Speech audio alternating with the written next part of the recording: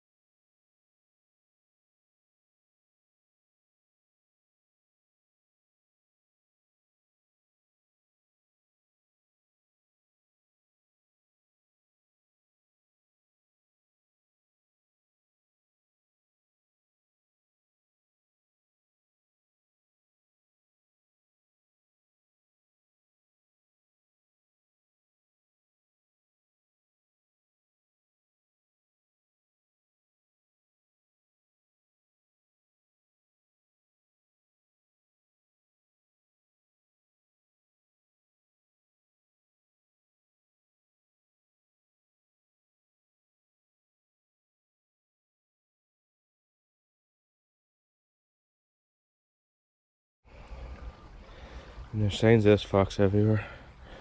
I know, just a tip of my finger there, a massive hole. Wasn't there, obviously it's been years since I've been up here. As you can see, it's all overgrown. So this is the tall tree he's talking about. It's a small window here. These pigeons are behind, in behind these trees. Pigeons not seeing me until I see them, vice versa. But yeah, it's definitely not it's all worn down here. We've been coming up and out into that field, so gonna have to step up the fox patrol on my own back doorstep. It's always the last place you check, unfortunately. So I decided to make a move. I was down in there, right down my end, then tracks end that. Decided to move up into the field. I've seen a few crows fly over these trees here, back and forward. So I decided to try and get underneath the flight line. Instead of just standing off to the left of it. I've only seen one pigeon move, but that's about the height of it. Didn't really give us much of a look in. So I'm gonna try and get hit in here, a bit of a shook. I'm gonna try and light it or sit down in it. And hopefully they don't see me at all. Hoping. So basically all this is all just a hope evening. But yeah, slurrying, the men have stopped on the slurrying as well, so if I can get settled in here, it'll be nice and quiet for 15-20 minutes. It'll be half an hour before pigeons start to come into roost. So unfortunately the roost shoot was unsuccessful. Every time I moved further up the hedge to where the flight line was coming, the crows seemed to move further on ahead up as well. But it definitely gave me an idea as to where the crows are flying to from now on. So if I can get in nice and early, get tucked in, then I'll be there before they start moving. So we're heading back home again, and I've already noticed, maybe you can see that track there. It's just here, right up along here. That fox definitely taking a lot. There's not a another one here, we'll use one here.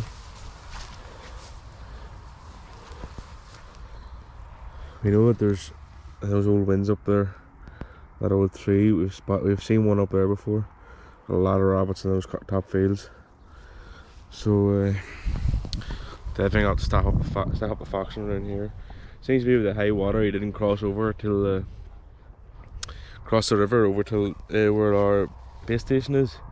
And if that's the case, if he's going to stay here now, I'm going to have to get one set up here, somewhere I can shoot him from across the river, somewhere nice and easy. Then I backed it up. So there's always something. Every time I come out, there's always something else that I find to do. So yeah, I'm going to take these dogs back home again, back onto bed. Buster's getting old and getting tired, so Ali's still running about like a pup. But as I say, I'm going to try and mash up this video and the video that I made from last week with when we made the nest boxes. Say water's too high at the moment to get the nest boxes out where we want them out. I want them on the shore. I don't want them whenever the water retreats in the summertime at the nest boxes are on the land, which is where the water is at the moment. It's ridiculous how far up on the land it is. So hopefully now I've get the mix and matching done. So stay tuned for nest tubes and for how I made them, and size wise, what we use, materials we use, and one thing or another. So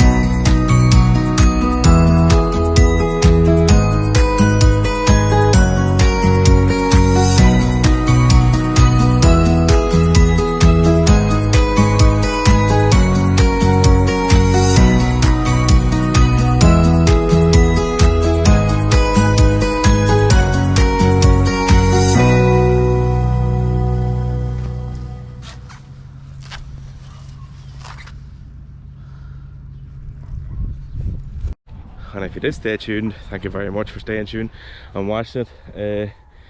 Hopefully this now, a couple of weeks now, with everything calming down at work, I'm going to try and get myself back out a little bit more. I'm planning on getting a crow shoot up around here because I've seen quite a lot of them this evening. You know those tall trees behind me? Here's a farmland up there where they roost every evening. So if they're here in numbers, I'm going to try and get a decoy spread set up and try and intercept them some evening. Again, thanks for watching. Make sure to hit that subscribe button and head over to Instagram and follow me on Profile Wildfire there. I'll be more active on Instagram than I would with this here. Instagram was just a simple take a photograph and put it up, whereas here I actually have to be doing something to put it up. But yeah, thanks again for watching, and see you again.